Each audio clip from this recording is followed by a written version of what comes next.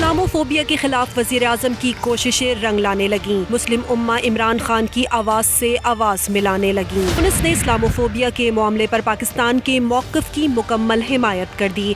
सदर मोहम्मद कैस ने इमरान खान को जवाबी चिट्ठी भिजवा दी। जवाबी चिट्ठी ट्यूनिस के सफ़ीर ने इमरान खान से मुलाकात में पहुँचाई। मोहम्मद कैस ने लिखा कि उम्मत मुस्लिमा को मुख्तलिफ मज़ाहिब के साथ मुकालमे बकाए बाहमी के लिए भरपूर कोशिश करनी चाहिए।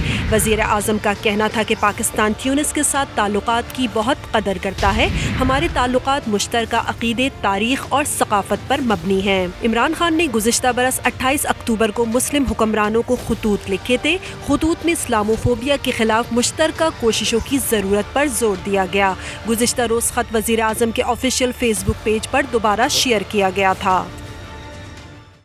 ए नूरे खुदा, नूरे बसीरत की तलब है, रमजान का सदका तेरी रहमत की तलब है। मख्फी हैं इसी माह में रहमत के करीने, गर्दाब से निकले हुए बख्शिश के सफीने, गोया है तेरे इश्क में हम सब बराबर, मजलिस को तू गुलदस्ता फिरदौस बना दे, रिंदों को सनाए शहलौलाक पिला दे, तू शम्मे कलम को यदे बैज़ाई अता कर, बच्चों को तो इफ्तार में तस्नीम अता कर।